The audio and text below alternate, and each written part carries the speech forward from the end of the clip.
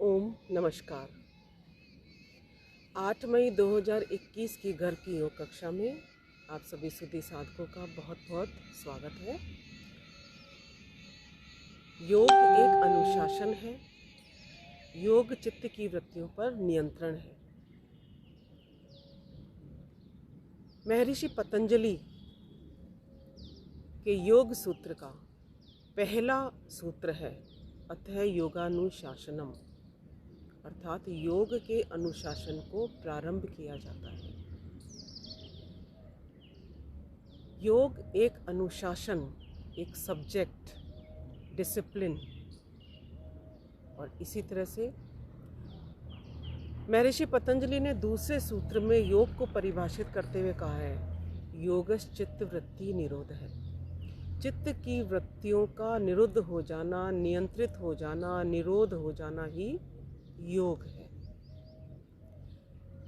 चित्त हमारा मन और वृत्तियाँ, मानसिक भावनाएं, हमारे भाव, हमारी इच्छाएं, अर्थात मन में उठने वाले भाव, मन में उठने वाली इच्छाएं, इनको नियंत्रित करना यही योग है। तो आइए योग की शरण में चलते हैं। 3 बार ओम का उच्चारण करते हुए सत्र को प्रारंभ करते हैं।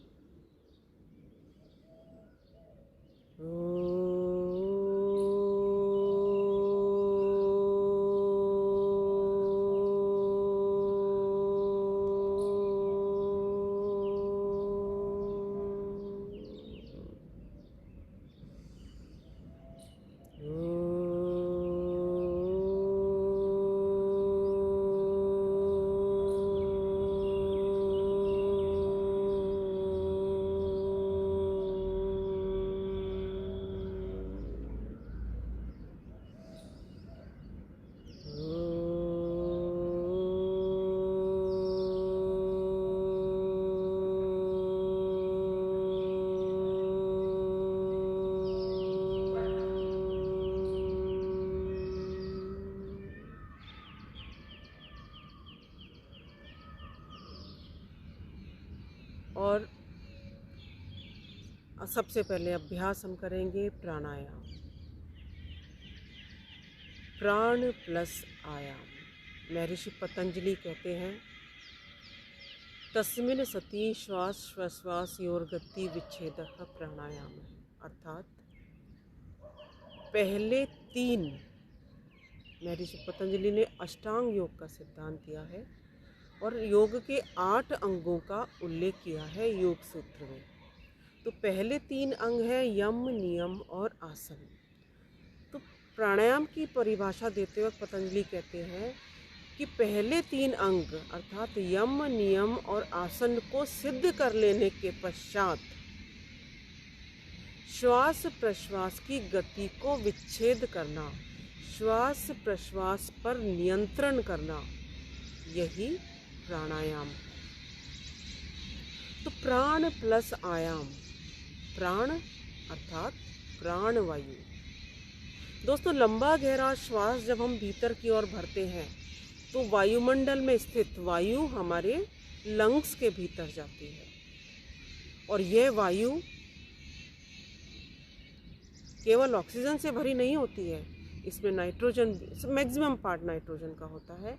तो नाइट्रोजन है, ऑक्सीजन है, कार्बन डाइऑक्साइड है और अदर गैसेस हैं। लेकिन हमारे लंग्स के अंदर ये कैपेसिटी है कि वो केवल ऑक्सीजन को एब्जॉर्ब कर लेते हैं, बाकी वायु को शरीर से निष्कासित कर देते हैं प्रश्वास के माध्यम से, रेचक के माध्यम से। पूरक यानी श्वास को भीतर की ओर भरना, रेचक यानी श्वास को बाहर की ओर छोड़ना। इन दोनों के बीच श्वास को हम रोकते हैं तो कुंभक इसे हम कहते हैं, और कुंभक श्वास को भीतर की ओर लेकर रोका तो आंतरिक कुंभक, श्वास को बाहर की ओर निकाल कर रोका तो बाह्य कुंभक। मैं बात कर रही थी प्राणायाम के लिए। जब हम श्वास भीतर की ओर भर रहे हैं तो मैंने कहा था हम केवल ऑक्सीजन नहीं भरते, पूरी वायु को भीतर की ओर भरते हैं। इसी तरह से हम यौगिक परिप्रेक्ष्य में बात करें तो जब हम लंबा गहरा श्वास भीतर की ओर भरते हैं तो वायुमंडल में स्थित वायु हमारे फेफड़ों में जाती है, लेकिन ऑक्सीजन के रूप में फेफड़े केवल प्राण वायु को ही अपने भीतर एब्जॉर्ब करते हैं। यही प्राण वायु हम साधारण शब्दों में आज के परिप्रेक्ष्य में साइंटिफिक लैंग्वेज में ऑक्सीजन के रूप में लेते हैं। तो प्राण वायु, इसमें एक ऐसी जीवनी शक्ति होती है जो हमारे जीवन का आधार है। जब तक हमारे ये श्वास चल रहे हैं तब तक हमारा यह जीवन चल रहा है। श्वासों के रुकने के पश्चात हमारा जीवन स्वतः ही अंत है। तो आइए पूरे भाव के साथ सबसे पहला अभ्यास भस्त्रिका प्राणायाम। भस्त्रिका संस्कृत का शब्द जिसका शाब्दिक अर्थ है लोहार की धौंकनी। तो लोहार, क्योंकि आज लोहार दिखते नहीं हैं, क्योंकि बड़ी बड़ी मशीनें हो गई हैं, फैब्रिकेशन प्लांट्स लग गए हैं, जबकि पुराने ज़माने में मशीनें नहीं हुआ करती थी। तो लोहार गली गली जाकर, अलग अलग क्षेत्र में जाकर एक चमड़े के बड़े बैग के अंदर, जिसे हम धौंकनी कहते हैं, वायु को भरकर एक संतुलित प्रेशर के साथ नीचे छोड़ते थे।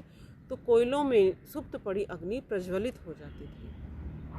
सेम प्रोसेस, सेम प्रक्रिया हमारे भीतर चलती है जब हम भस्त्रिका प्राणायाम का अभ्यास करते हैं। दोस्तों, श्वास प्रश्वास की क्रिया तो कंटिन्यू चलती रहती है, क्योंकि चरय व्यति के सिद्धांत पर हमारे श्वास चल रहे हैं।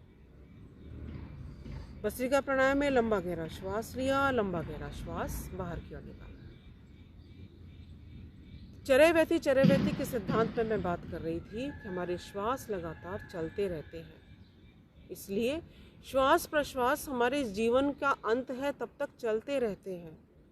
लेकिन दोस्तों, जब हम सामान्य श्वास प्रश्वास की क्रिया करते हैं तो कभी हम झुक जाते हैं, कभी हम चलते फिरते रहते हैं और कोई एक्टिविटी करते रहते हैं, सो जाते हैं।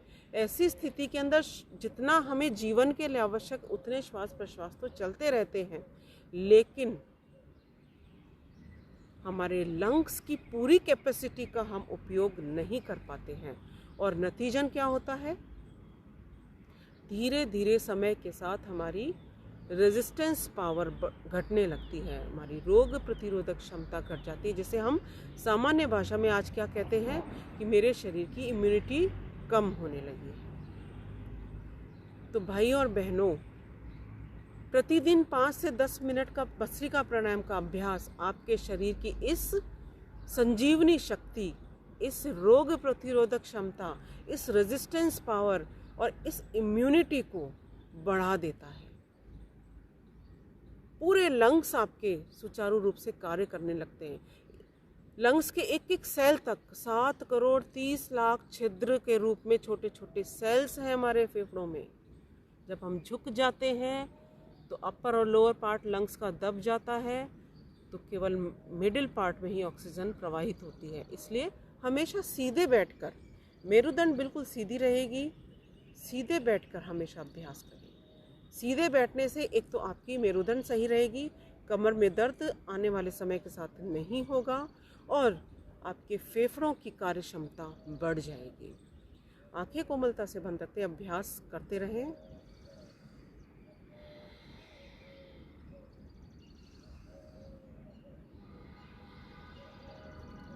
ढाई से 3 सेकंड का समय यदि आप श्वास को भीतर की ओर लेने में लगा रहे हैं तो 2.5 से 5 सेकंड का समय श्वास को बाहर की ओर छोड़ने में लगाना है। तीव्रता के साथ, शीघ्रता के साथ श्वास को कभी नहीं छोड़ें।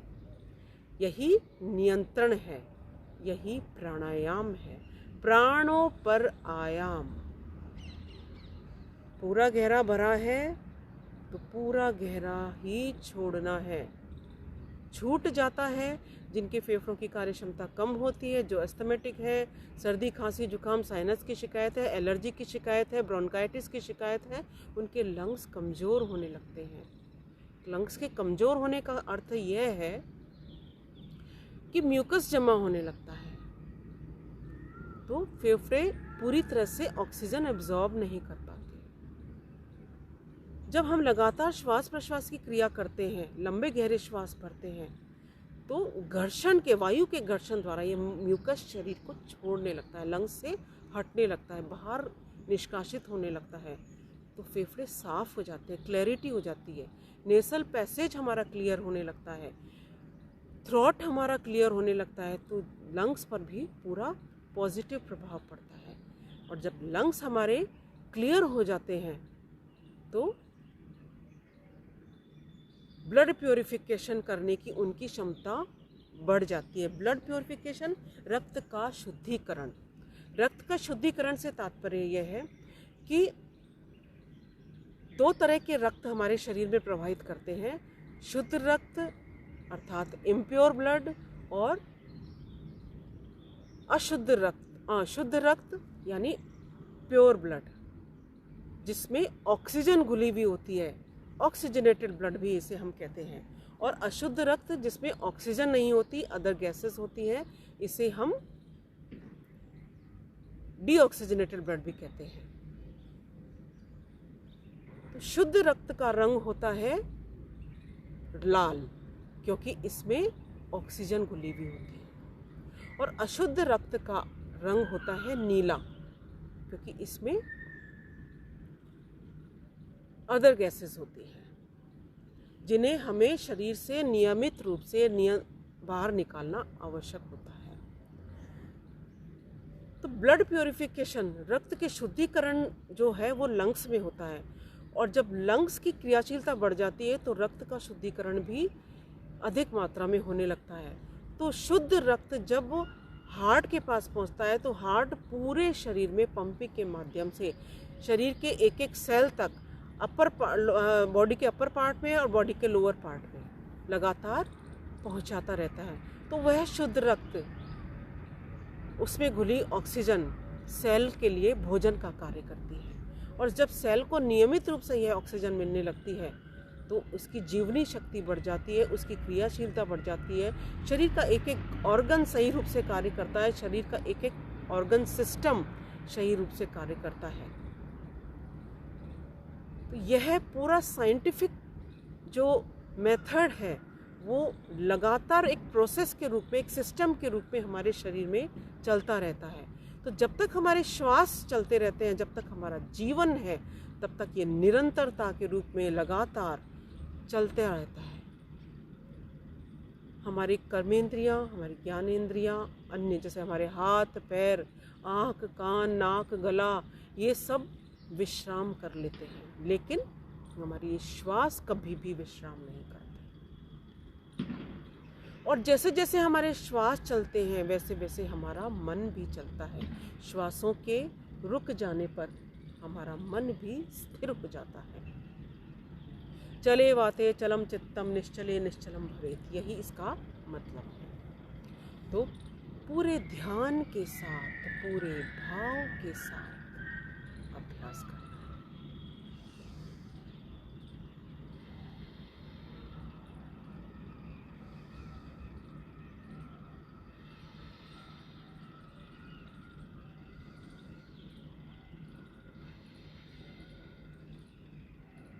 एक और बहुत महत्वपूर्ण बात मैं आपको यहाँ बताना चाहूँगी।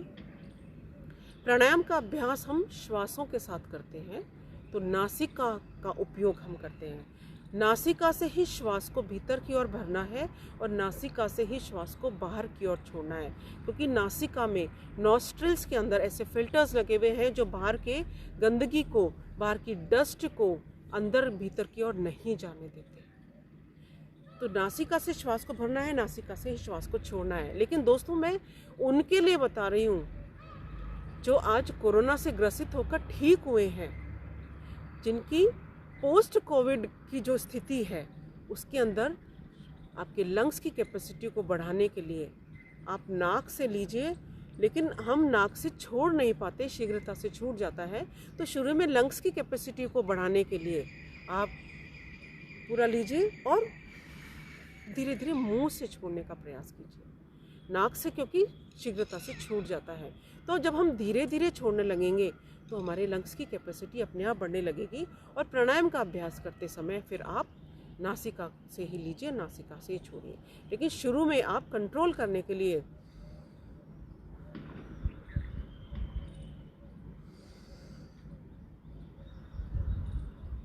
मुंह से श्वास छोड़ सकते हैं। यह है लेकिन प्राणायाम का नियम नहीं है, यह है आपके लंग्स की कैपेसिटी को बढ़ाने के लिए एक एक्सरसाइज है। विश्राम। अगला अभ्यास कपालभाति। कपालभाति दोस्तों, मैं जैसा कि पहले बताती आई हूँ, षटकर्म का अंग है, लेकिन श्वास प्रश्वास पर नियंत्रण हम कर रहे हैं। लगातार श्वासों को बाहर की ओर छोड़ना, यह एक नियंत्रण है। तो शरीर के भीतर लगातार श्वास को बाहर की ओर निकालते हुए प्राणों का आयाम करना, प्राणों का ठहराव करना, उसका फैलाव करना, यही क्रिया हम कपालभाति में भी कर रहे हैं। इसीलिए हम इसे प्राणायाम की श्रेणी में भी अभ्यास करते हैं।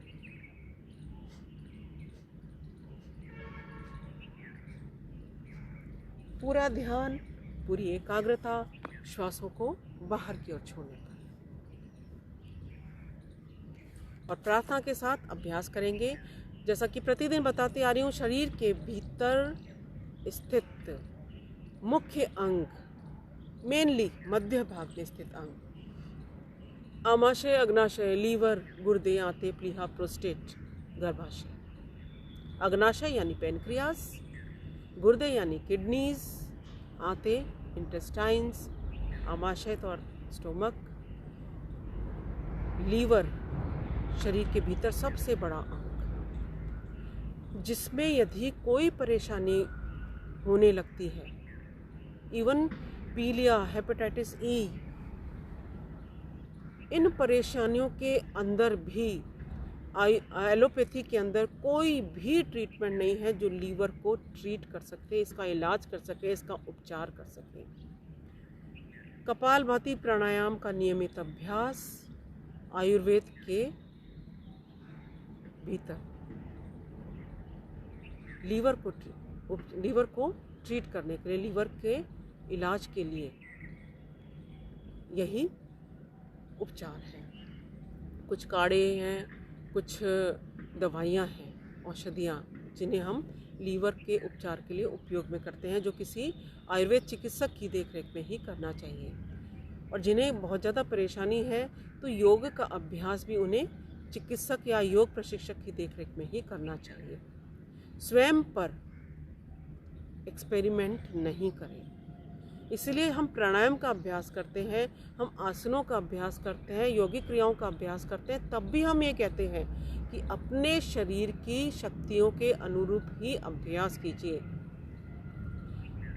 होड़ नहीं करनी है। जब हम अभ्यास कर रहे हैं तो होड़ नहीं करनी। लगातार श्वासों को बाहर की ओर निकालना, नियंत्रण आपका पूरा रहेगा। एक एक श्वास आपका नियंत्रित रूप में बाहर की ओर आएगा, और श्वासों को बाहर की ओर निकालते हुए मन ही मन ओम ओम ओम, और एक एक श्वास के साथ शरीर की सारी नेगेटिव एनर्जी को बाहर निकाल दीजिए। आज बहुत नकारात्मकता फैली हुई है वातावरण में, एक डर का माहौल हो गया है कि कौन कब तक जिंदा है। रोज ऐसी ऐसी अनहोनियां सुनाई पड़ रही है कि मन हमारा विचलित होने लगता है। तो दोस्तों, भाइयों और बहनों, मन को विचलित ना होने दें। सारी नेगेटिव एनर्जी को श्वासों के साथ बाहर क्यों निकाल दीजिए।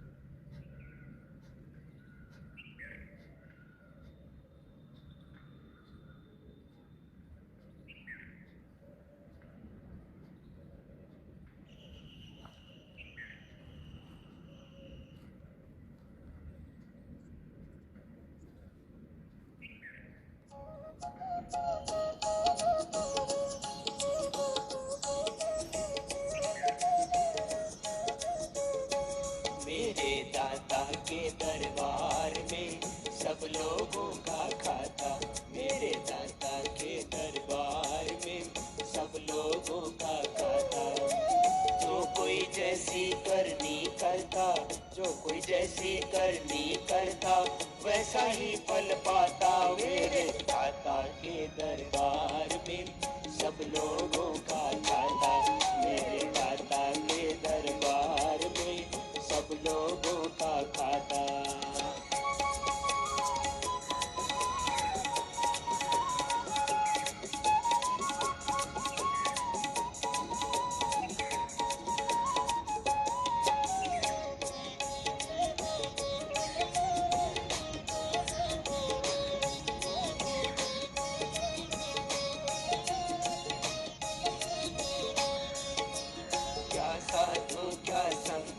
हंसते, क्या राजा क्या रानी।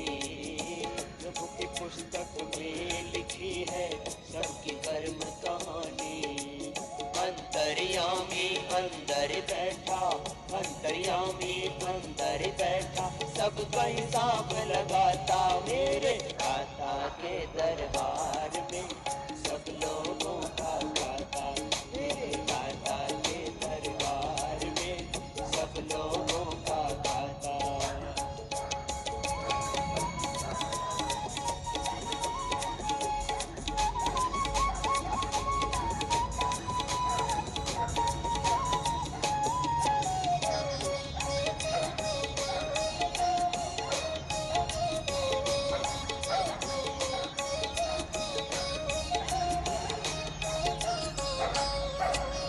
बड़े बड़े कानून प्रभु के, बड़ी बड़ी मर्यादा, किसी को थोड़ी कम नहीं देता, एक पाई ज्यादा। इसीलिए वह दुनिया का है, इसीलिए वह दुनिया का है, जगतपति कहलाता मेरे दाता के दरबार में, सब लोगों का खाता। मेरे दाता के दरबार में सब लोगों का खाता।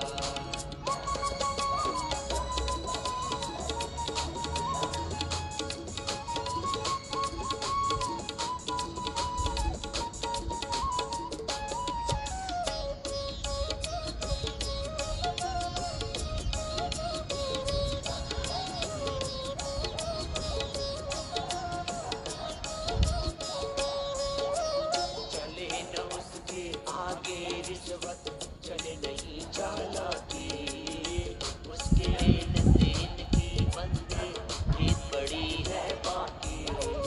समझदार तो चुप ही रहता, समझदार तो चुप ही रहता, मूर्ख शोर मचाता मेरे दाता के दरबार में, सब लोगों का खाता।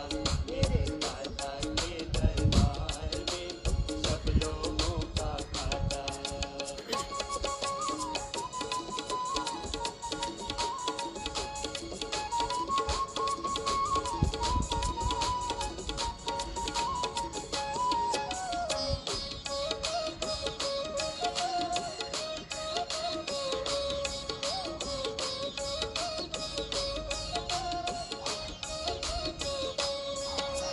उठनी करनी कर ले रे बंदे, कर्म न करियो काला।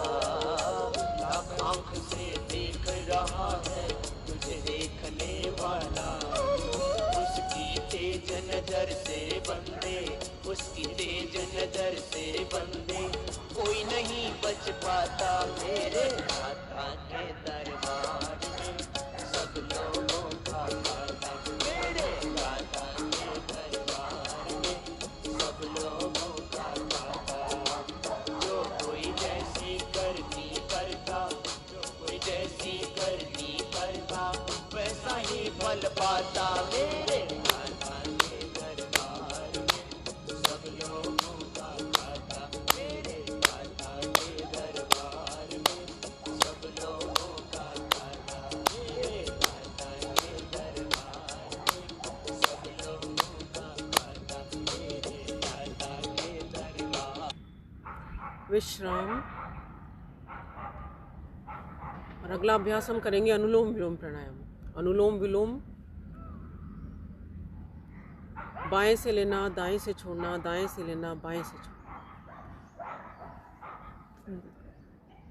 2 नोस्ट्रिल हैं, बायां स्वर और दायां स्वर। जब दाएं से श्वास को भीतर की ओर भरते हैं तो सूर्य स्वर सक्रिय होता है, शरीर में उष्णता का प्रवेश होता है। जब बाएं से श्वास भरते हैं तो बायां स्वर सक्रिय होता है, शरीर में शीतलता का, चंद्र स्वर सक्रिय होता है, शरीर में शीतलता का प्रवेश होता है। तो दोस्तों, हमारे शरीर को न तो अधिक शीतलता चाहिए न अधिक उष्णता चाहिए, हमारे को संतुलित रहते हुए दोनों की सम मात्रा चाहिए। तो हमारा बॉडी टेम्परेचर 98.7 डिग्री सेल्सियस, यदि 99 भी हो जाता है तो हम कहते हैं हमारे को हल्का बुखार है, फीवरिश है। इसलिए अनुलोम विलोम प्राणायाम, अनुलोम विलोम बायां और दायां विपरीत हैं दोनों, और दोनों में संतुलन स्थापित करना, दोनों में बैलेंस स्थापित करना, यही अनुलोम विलोम प्राणायाम का कार्य है। Yoga is the balance between body, mind and soul. अनुलोम विलोम प्राणायाम हमारी इस चेतना के स्तर पर कार्य करता है। करने की विधि, दाई नासिका को, राइट नॉस्ट्रिल को राइट अंगूठे से बंद करेंगे, लेफ्ट से धीरे धीरे श्वास को भीतर की ओर भरा, और मध्यमा व अनामिका से लेफ्ट नॉस्ट्रिल को बंद किया, राइट से एक्सेल कर दिया। राइट से वापस इनहेल कीजिए, लेफ्ट से एक्सेल कर दीजिए। ये एक आवृत्ति, इसे दोहराना है। कम से कम 10 मिनट प्रतिदिन अनुलोम विलोम प्राणायाम का अभ्यास शरीर में ऐसा प्रभाव डालता है, वात, पित्त और कफ का संतुलन बना रहता है। तो जिन्हें नज़ला, जुकाम, साइनस, एलर्जी की शिकायत है, उनके लिए लाभदायक रहता है। जिन्हें आर्थराइटिस की प्रॉब्लम है, जिन्हें एसिडिटी बहुत रहती है, जिनके शरीर को गर्मी बहुत लगती है, जिनका मन बहुत भटक जाता है, मन की चंचलता को दूर करता है, और घुटनों में दर्द, कंधों में दर्द, सर्वाइकल की परेशानी, कमर में दर्द, जोड़ों में दर्द, इन सब में लाभदायक है। साथ ही स्मरण शक्ति को बढ़ा देता है, कंसंट्रेशन पावर आपकी बढ़ जाती है। बच्चों के लिए बहुत उपयोगी अनुलोम विलोम प्राणायाम, लेकिन बच्चों को 2 से 5 मिनट सफिशिएंट है। बाकी लोग सामान्य साधक के रूप में 10 मिनट अभ्यास करेंगे, और जिन्हें क्रिटिकल डिजीज़ है, कैंसर है या कोई ऐसी अन्य बहुत जटिल बीमारी है, वे लोग 20 से 25 मिनट भी इस प्राणायाम का अभ्यास कर सकते हैं, लेकिन कमर आपकी हमेशा सीधी रहेगी।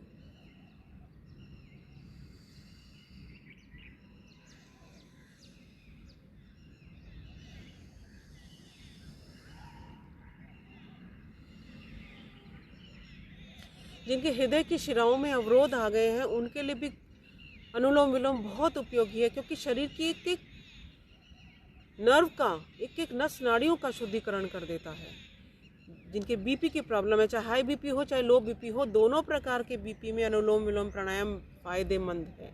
इसलिए प्रतिदिन अभ्यास कीजिए। फिर से एक प्रार्थना के साथ अभ्यास करेंगे।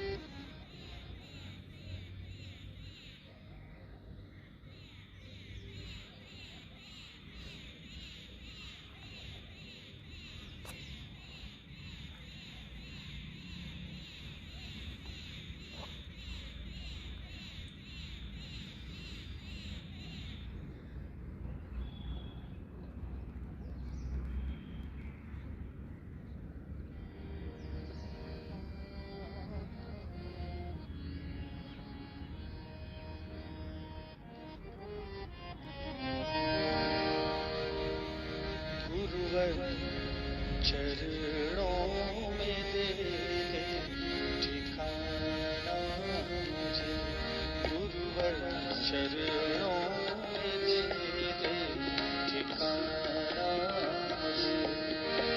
मैं भटकता हूँ, दिखाना मुझे, राह दिखाना मुझे, गुरुवर चरणों में दे ठिकाना मुझे, गुरुवर चरणों में दे ठिकाना मुझे।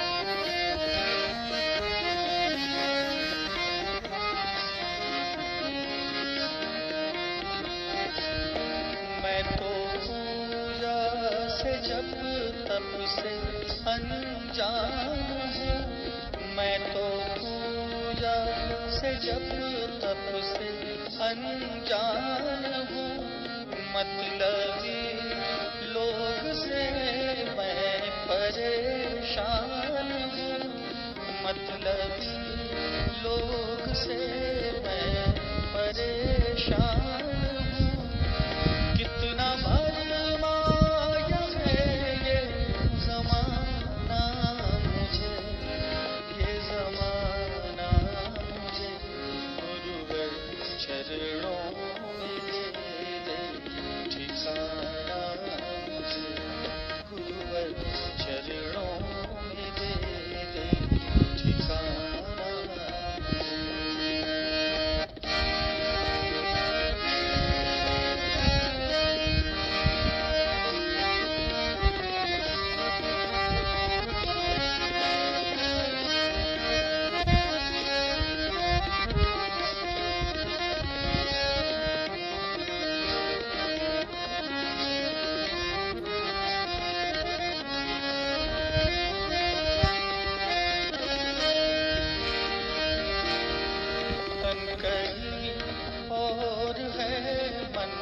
कहीं और है तन, कहीं और है मन, कहीं और है, सुख की चाहत की भारी यहाँ दौड़ है, सुख की चाहत की भारी यहाँ दौड़ है।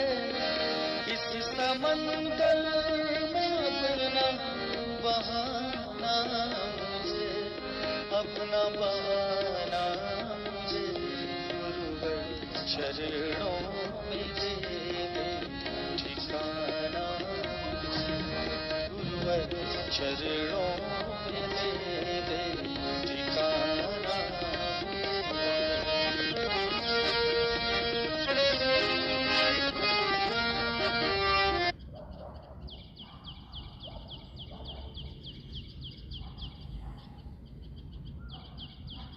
विश्राम।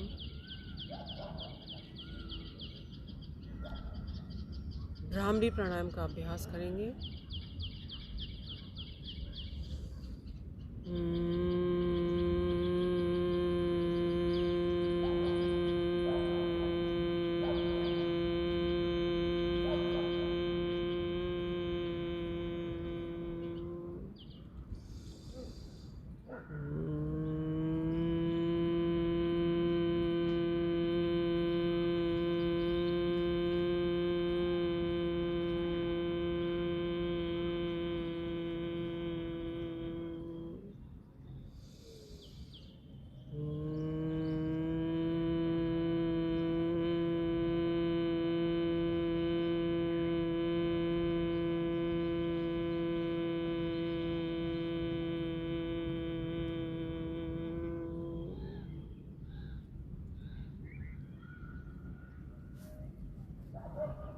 प्रणव ध्यान की स्थिति में शांत होते हुए पूरा ध्यान श्वास प्रश्वास की क्रिया पर लगा दीजिए।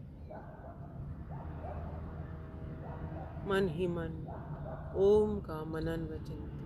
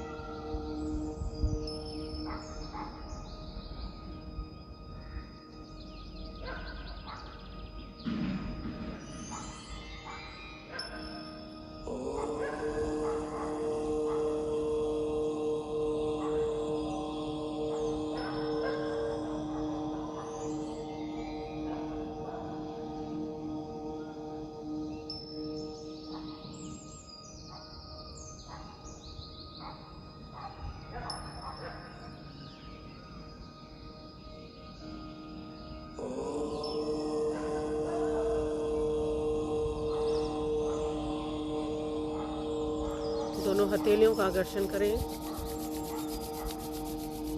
गर्म गर्म हथेलियों से दोनों आंखों को ढक लीजिए। हे प्रभु, मेरा आज का दिन सबसे शुभ दिन हो। मैं अपने लिए, अपने परिवार के लिए, अपने देश, सर्व जाति एवं विश्व के लिए कल्याणकारी बनूं। ओम शांति शांति शांति ओम।